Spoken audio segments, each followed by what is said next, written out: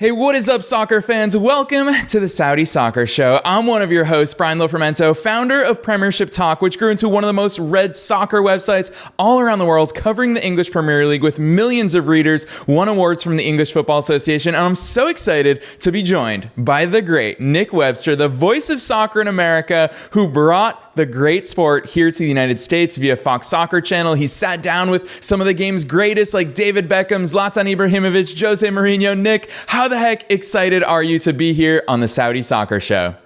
Unbelievable, Brian. We're going to get right into the nuts and bolts of what I personally think is the world's fastest growing and most exciting league. This league is something very special. And if you're a fan of this beautiful game, which I know both you and I are, you've got to come here because this is where all the news is going to be.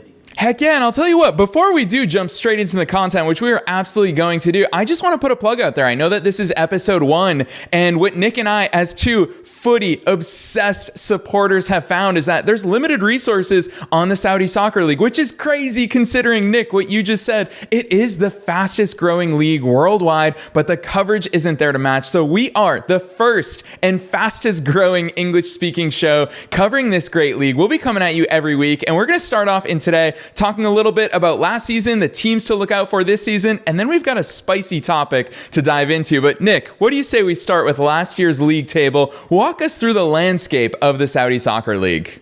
Well, I tell you what, it is really one of the most competitive leagues in the world. Al Ittihad are your champions. They're going to be in the AFC Champions League along with Al Nassr, Al Hilal, and what you're looking at really is a league that is continuously growing. It's getting better and better. And what we've seen now over the last 6 to 12 months is that the best players in the world are now arriving in Saudi Arabia. That's improving the quality of the play. Now, Saudi Arabian football has been around since the early 50s. I mean, this is a region that is just so passionate about the sport. And the Saudi Arabian national team has been very successful as well, even appearing in the last World Cup. So Al Ittihad, they won the title with 5 points, over Al Nassr. And I think it was fully deserved because this is a team that has such a rich history. You know, they really love their football. And, when we look at this team, the style of football they play, it's high pressing, it's high focus, it's really speed is of the essence. And I think that with the players that came in this year, it's going to be very, very tough for the pretenders to catch up with them. Yeah, it's interesting you say that though, Nick, because I think this is a rare league around the world where we look at last season's table and it might not be an accurate indicator of what's going to happen this season. I mean, you and I have seen how many teams are mixing, chopping, changing managers, changing players en masse. There's so much to look at. So I figure, why not dive straight into the squads? And I think we do have to start with the defending champions, Al Ittihad. Walk us through what you're looking for from this squad heading into this season, as well as a couple of very key additions to the squad. Well, as we've discussed already, look, the Saudi League is on the cusp, I think, of becoming maybe top 3 in the world. Yeah, you may sound like I'm crazy, but when we think about the expenditure and the quality of players that the league is bringing in, so we've highlighted some players, and rightly so. These are the big stars. These are the ones that are going to generate the news. Fabinho has come from Liverpool. And, I mean, that's a huge loss for Liverpool. This is a player who is in his prime. The Brazilian is what I'd like to call a conductor, Brian. He's the one that sets the pace. He sets the tone. And what he's done for Liverpool over the last 5 years is incredible. Won the Premiership, won the Champions League. I mean, this is a player that's going to come in immediately and start making a difference. Now, he's going to be paired alongside one of my favorite players of all time, N'Golo Kante. Now, Kante's come from a free from Chelsea. Now, many people have said that maybe N'Golo, he's a little injury prone these days, but I think the style of play in the Saudi Pro League is going to suit him to a T. And when you think about Fabinho and Kante playing next to each other, they're perfect foils for one another.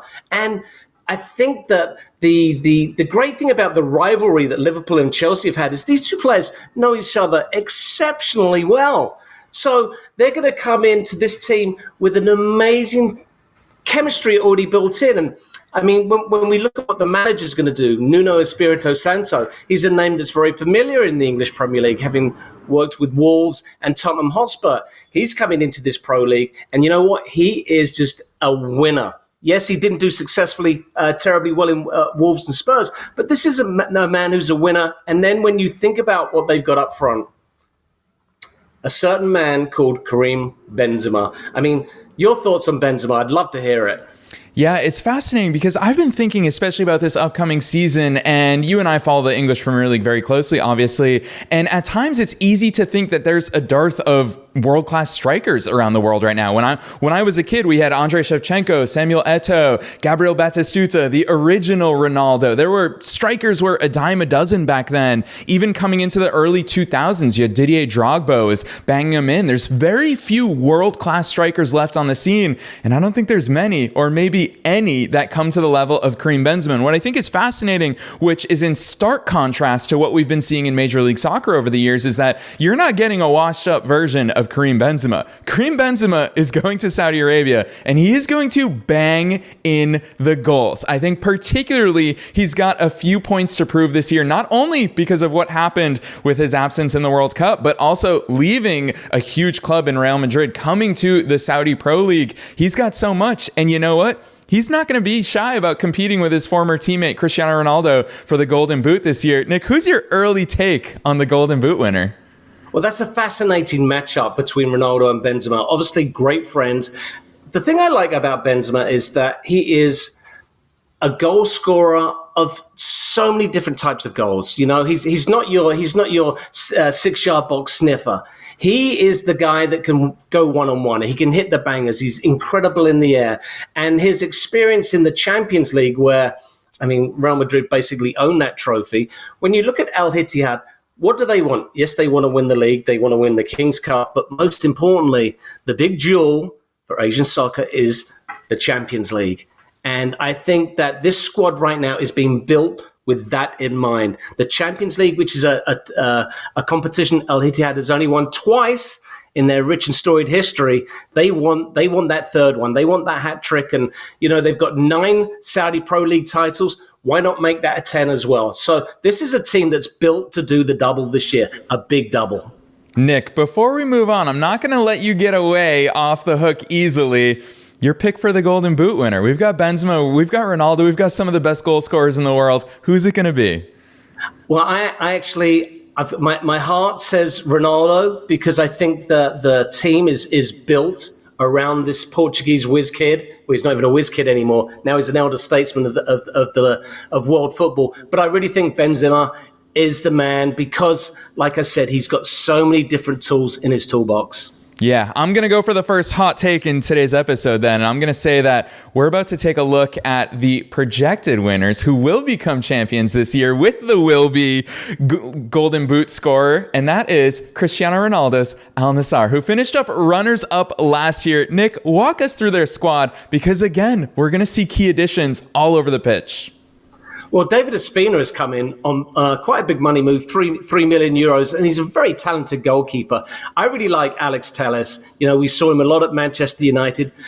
Probably didn't get as many opportunities as we thought he would, but this is a very, very talented young man. And I really think that he's got this attacking instinct, the way he wants to go up and down the line all the time. He's going to create opportunities for that man, Cristiano Ronaldo. Obviously, they know each other well from their time at Old Trafford. So I really like Telles. And of course, Sadio Mane is a monumental signing for this league.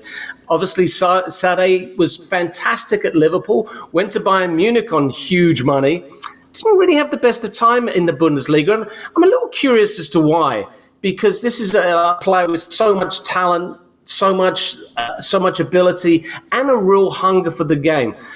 Now, Al Nassr, I've paid big money. I mean, he didn't come cheaply, but I believe that Mane and Ronaldo, I mean, what a double bill up front. I mean, that is just scintillating. And of course, the man himself, Cristiano Ronaldo, who has really put the Saudi Pro League on the map. I mean, let's be honest, prior to Ronaldo's move, we weren't thinking about this league so much, but Cristiano has the power to move the needle.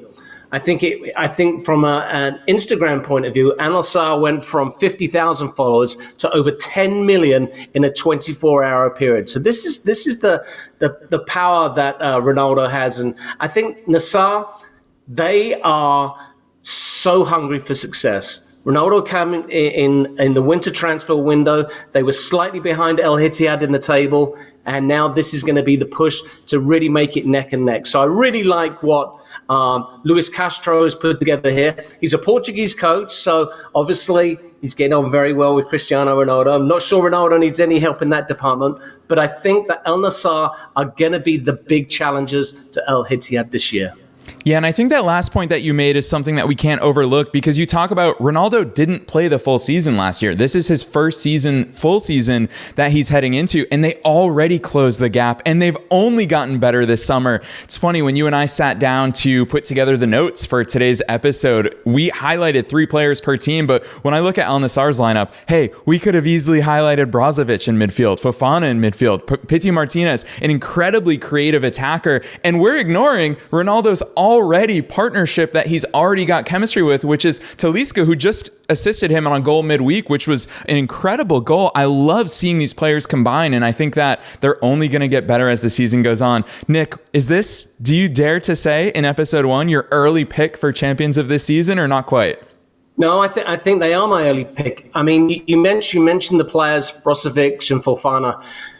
I wish, and I'm annoyed with you for not highlighting all of them. I know we can only look at three or four per team because we want to keep this episode interesting and tight. But this is a team that has quality from top to bottom. I mentioned Ospina at the top when we were talking about Al Nassr. And if you go 1 through 11, I don't see a weakness right now. Yeah, I absolutely agree with you on that. But then the hard part, and this is why I think you and I are obviously very excited to cover the Saudi League this season. And part of it is because it's not a 2-horse race. We're going to jump right now to who finished in 3rd place last year, which is Al Hilal. Again, Nick, we highlighted 3, but walk us through this squad. Well, look, Al Hilal are the most successful team in Saudi history. 18 Saudi Pro League titles. I mean, they are the Manchester United, and I know you like that reference. They are the Manchester United of the Saudi Pro League. Something like 10 Kings Cups. They've won the Champions League twice. And this, once again, we're looking at a team that has gone into the transfer market and got players in their prime. We're not talking about has-beens here, Brian. We're not talking about players that are looking to retire. These are players that still have amazing international futures, want to represent their countries on the highest stage. And I think sometimes we look at teams, Brian, and we look at players and you go, he's finished internationally because he's gone to a league that really isn't getting the publicity. This league is getting the publicity. Koulibaly, unbelievable career at Napoli. Chelsea didn't really have the best of times, but then again, Chelsea were awful last year. So I really like him. I think he's strong, he's powerful, he reads the game superbly. And then Savic, what a player. I mean, this is a guy that technically, I think he's one of the best players in the world. And Al Hilal have paid a lot of money for him. Now, Jorge Jesus, another Portuguese coach. This is really interesting, actually. There's a real Portuguese flavor going through the Saudi Pro League. I think he's going to get the best out of him alongside Ruben Neves, who, once again, another Portuguese player. And it would be interesting, actually. I think we're going to get some special guests on the show in the next few weeks to talk about this Portuguese influence and how it's going to shape what we're seeing in this league. Yeah, I couldn't agree more. And you speak about the Portuguese influence, but Nick, ironically, what I actually see is a little bit of the Serie A influence. There's a lot of these players that us Premier League fans for a decade now have been hearing about. They've been lighting it up in Italy's top league, and they've been linked to big moves to England, but for one reason or another, they never came through. When I look at this, you're right. We never saw the best of Koulibaly in the Premier League. We've never seen the likes of Sergej Milinkovic-Savic in the Premier League. We've seen how he stands out at the international level, but But now I think football fans around the world, as they start tuning into the Saudi Pro League, they're going to start seeing how good Milinkovic-Savic is, why he's been linked to the Big Four in England throughout his entire career. So I think there's a lot to be seen here. You've brought up the Portuguese influence. I've brought up the English influence, or the Italian influence. We also have to talk about the English influence, because a lot of these players are coming from the Premier League. Let's jump over to Al Ahly. And Nick, take it away here, because Premier League fans will be very excited to tune into this team's matches. Well, one of the things I did want to mention before we get into this is the influence that these players are going to have on the Saudi national team itself. I mean, this is a program, like I said, they make World Cups, but seeing the Saudis go a long way in a FIFA tournament, I think is the next step. And these players have the ability to raise the level. I think we've seen it in every country in the world where top players go, the national team gets better because the youngsters around there, they get to feed off these amazing talents, and they get to learn so much. But like you say, with Al Ahly, I mean, this is a team that's only won the Saudi Pro League 3 times. Only 3 times. So they're really, I'm not going to say they're one of the minnows because they've won the King's Cup 13 times, which is a record. But they are a team that has traditionally not fared so well in the league. And when we look at their front three, well, honestly, I mean, I have to start really from Mendy, another Chelsea player who I think is an outstanding goalkeeper. I think he got a little unlucky with injuries last year, but I think he's superb. But their front three, I mean, it really gets me excited. Now, Mahrez, we know from his days at Leicester City and Manchester City, is just simply a world-class player. And, you know, he comes from Algeria. He comes from, you know, that side of the world. I think he's going to be very used to the climate. I think he's going to be very used to the style of play. And, I mean, the most cultured left foot in world football, could we say? I mean, I think what he does with the ball, the only thing he can't do with the ball is actually make a cup of tea. But I think he can do everything else, and I really like him. Robert Firmino has just been a stalwart for Liverpool. Liverpool have actually been really raided here, and they've lost quite a few players. But he is... And this is another nationality that's actually very big in the Saudi Pro League, is Brazilian players. He's not your 30-goal-a-year player, but he will get 15, he will get 20, and he will get a bucket load of assists. He really is one of the most unselfish players I've seen in world football. And then to round out that top 3, I think one of the most exciting talents in world football, Alan St-Maximin, who graced the Premier League at Newcastle. I love it. I love his headband. Just a thrilling player on the ball. And think about this. You've got Mahrez on one side, St-Maximin on the other, Firmino up top. I mean, this front 3 will give anybody a handful. They're coached by Matthias Jassel. He's a German. He's very methodical. And I can already see the patterns of play that he's implementing in this team that's going to bring out the best of those 3 players. Yeah, I think the biggest question mark there is, I think you hit the nail on the head, is that there's going to be no shortage of chances created here. I think from the back with Edouard Mendy in goal, I think they're going to be very solid defensively. You talked about Mahrez, Firmino, and St-Maximin creating chances. Nick, who's going to finish them? I guess this is the Manchester United supporter in me talking. I have little to no faith in Roberto Firmino finishing off all of those chances. If you put a Benzema on this squad, I can see them really challenging. What's their ceiling this season? For Al Ahly, I think that they're gonna be challenging, and I think it's going to be a case of where are they around that Christmas period. If they're there and thereabouts, that January transfer window is going to open. There's going to be more moves made, and look, this is a team and a club that is growing. I think they're still trying to find what their identity is. And like I said, they've only won the Saudi Pro League 3 times. So I'm going to say that this is a project team. And if they are there or thereabouts, round about that January, February mark, be very, very, very careful, because they could put up on that blind side, just keep coming and put teams under a lot of pressure. Yeah, I love that perspective, Nick. I'm going to push you just a little bit more on Al Ahly because I think it is a project team, like you said, and I think it's a very interesting project team at that. For new fans to the league who are tuning in saying, I have to watch their matches purely because of this front three, who would you compare them to in the English game that fans are already aware of? If I'm a fan of which club should I tune in and say, all right, this is the squad that I want to watch this season?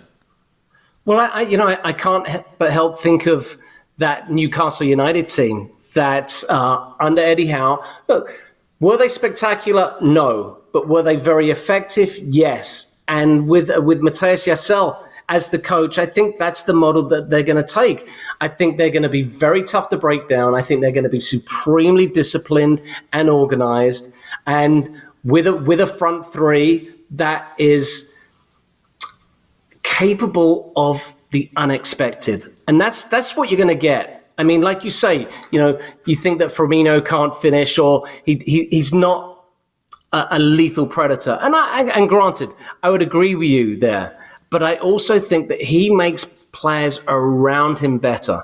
And without a doubt, Mahrez is one of the best set ball specialists in the world.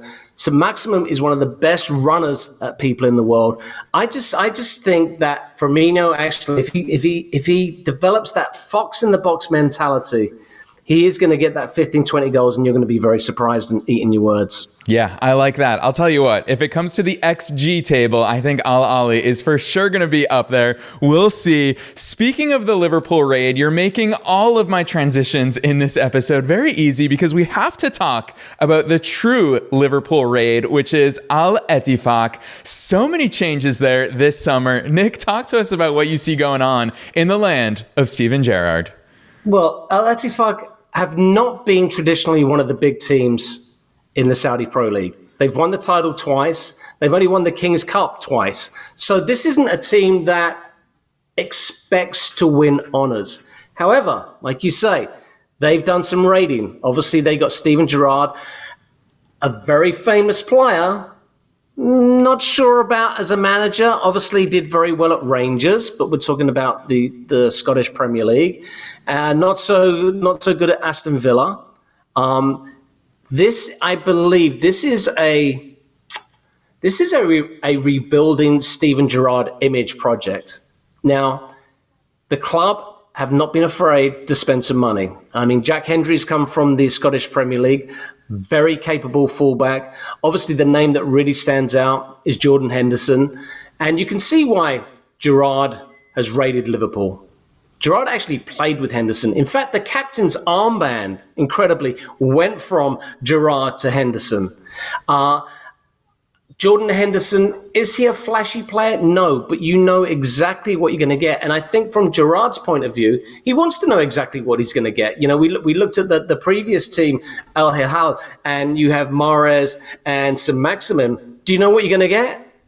I have no idea. It can be sublime brilliance, or they could disappear. Jordan Henderson is never going to disappear. And then, of course, you've got Moussa Dembele, who's English Premier League experience, a wonderful player who's never really taken the next step to world-class superstardom. But I believe, under the tutelage of Steven Gerrard, who, let's face it, I know you have your Manchester United through and through, and obviously Gerrard broke your heart a few times. But I believe that Steven Gerrard is a mentor. I believe that he can develop players, and we've got the Brazilian flavor coming through that squad as well. So I really think that Gerrard is onto something here. Are El Ettifaq going to win the title? No, they're not this year. But are they going to challenge for the Asian Champions League places? Absolutely. And what you have to remember this year, Brian, is this league has been a 16-team league for over 50 years. This year, it's up to 18 teams. Okay, that's 4 extra games. Doesn't sound like a lot, but it does mean that teams that have the major resources are going to probably deal with that a little bit better. And El Ettifaq certainly have some resources. Yeah, I love the way that you gave us the highlight of what Steven Gerrard is putting together there. And I think you hit the nail on the head there. I think the point that I just want to echo for listeners is that this is as much of a project team as it is for Steven Gerrard. You know, you talk about this league and we see some players like Cristiano Ronaldo in the twilight of his career looking to do something meaningful and bring football to a new country, to a new continent in many regards. Whereas on the other side, for some of these players and certainly for some of these managers, you see the flip side where Steven Gerrard's here to prove himself. Steven Gerrard wants to one day manage in the Premier League again. It hasn't gone to plan in England for him, Scotland aside for now. And so you're right. I think that's a very important point to prove for him. I want to also draw that parallel because I think for these project teams, this is part of the excitement for the Saudi Pro League this year. Is it's not, I'm going to keep hammering this point home because I think it makes it such a unique league, is that it's not a 1-horse race, a 2-horse race, a 3-horse race. Nick, what's your English equivalent for fans saying, hey, should I jump on the Steven Gerrard, Jordan Henderson bandwagon this year? What's an equivalent English club that you can think of for them? Well, I think when we look at those teams, I mean, I can't help but go back to Gerrard's old team, Aston Villa. Same, yeah. Yeah, they got a new manager, Unai Emery, and from the moment that Gerrard was sacked, Emery actually has the second best record of any manager and team in England bar Manchester City. So Villa have been like a sleeping giant for a long, long time. Villa were good before you were even born, Brian. I mean, I'm old enough to remember when they were winning league titles and European Cups. That's how old I am. So I think Al Ettifaq are going to be that team that, rather than be like a bandwagoner and jump on the obvious ones, I would go with this team right here because I think they're going to give you some. They're going to give you some big thrills, but they're also going to be highly competitive. And we have to remember as well, Brian, that this league, there's promotion and relegation. Okay, it's not like everybody's gonna everybody makes the playoffs. No, this is a proper league from top to bottom. You get the most points, you win the title. No playoffs. Yeah, Nick, which is a perfect segue. We could talk about these squads all day long, which we're for sure going to do every week throughout the season. So keep tuning in here. But before I let you go here today, Nick, I can't help but want to ask you. You talked about promotion relegation being a proper league from top to bottom. At the beginning of today's episode, you talked about the Saudi Pro League climbing the ladder in its world reputation and in the talent that it's attracting. It wants to be a top league. When Cristiano Ronaldo signed, he said, this is going to be a top 5 league in the world. Everyone laughed at him at the time. Now we're starting to see it come to fruition. Just tune into English radio and you'll hear them worrying. Oh my gosh, are all of Europe's top players going to the Saudi League? Victor Osimhen, potentially on the way. Mohamed Salah, we're hearing rumors. There's so much going on, and I can't help but bring in football's favorite debate, Messi versus Ronaldo, MLS versus the Saudi Pro League. Nick, what are the differences here? Because we see Messi going to retire in Major League Soccer. Right now, he's making that league look like a very easy nut to crack. Cristiano Ronaldo is bringing all of the world's top players to the Saudi Pro League and competing at an incredible level. Nick, what's your take on MLS versus the Saudi Pro League, Messi versus Ronaldo? I want to hear that. Well, I know MLS would love to consider themselves a top 5 league. They're certainly not there yet. Let's be honest. Number 1 is the English Premier League. And it's not just because I'm English. It is the top league in the world. Number 2, you would probably have to go La Liga. Number 3, Serie A. And then maybe number 4, the Bundesliga, just for the fact of competition. I actually think the Saudi Pro League is number 5 right now, due to the fact that these players are not coming for a retirement package. Okay, Lionel Messi has gone to Inter Miami. I think he scored 7 goals in 4 games. This is the interesting thing. When I've watched the Saudi Pro League and Ronaldo playing earlier this year, people are tackling Ronaldo. In MLS, no one's allowed to get within 10 yards of Lionel Messi. I mean, it really is a bit of a joke. I mean, he's just skating through games and nobody's near him. So from my point of view, I think it's amazing what Messi has done in terms of his own personal brand and the buzz that he's created around MLS. But do you see a mass exodus of top players going, I want to play in Major League Soccer?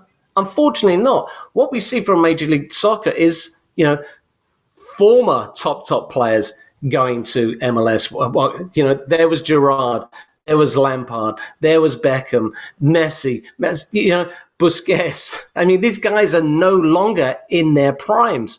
And we're seeing players at the peak of their powers moving to the Saudi Pro League. And that, to me, is a testament to just how good this league is going to become.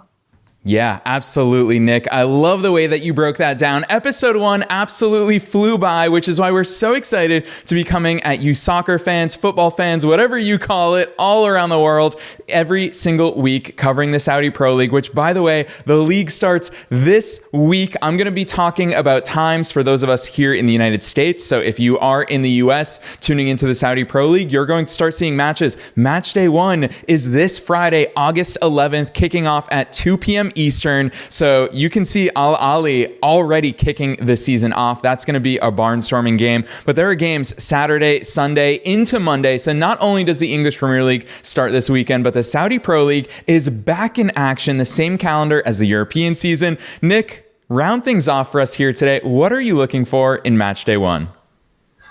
Well, you brought up a real interesting point. I'm going to digress just for a second about the fact that English clubs, in fact, European clubs, are very aware that they are under pressure to keep their players. Yes, the money being offered is exceptional, but we're still talking about players that are incredibly wealthy anyway. So they do not need the money. But what they want is they want the competition. And I think what we're going to see from the Saudi Pro League this year is intense competition. The battle for the title is going to go down to 5 or 6 teams. And of course, we will be looking at the other side of the table as well, where some of the, shall we say, less wealthy clubs are going to struggle a little bit. But because we do have this promotion and relegation, there is so much competition, so much intensity. And I think that's what we're going to see. We're going to see some of the best players in the world really strutting their stuff every single weekend. And I can't personally wait to see what Benzema, Ronaldo, and our good old boy Steven Gerrard does at his club. Yes, Nick, what an excellent wrap to round out episode 1. Listeners, I want you to know that we will be coming to you every single week as your number one source of English-speaking news, updates, rumors, everything that you need to know about the Saudi Pro League. So wherever it is that you're tuning into today's episode, pound that subscribe button. You can find us anywhere that you tune into podcasts, from Apple iTunes to Spotify to YouTube as well. We actually have visuals and graphics all along the way that we're talking about these squads, the fixtures, all that good stuff. So make sure you pound that subscribe button. Otherwise, Nick, thank you so much for your breakdown today, and I'm excited for all of this weekend's action. Can't wait for next week when we finally get to see the players in action. And really, this is going to give us our first taste of who's who does what, who's looking good, who's not, because next week it's going to be who's hot and who's not.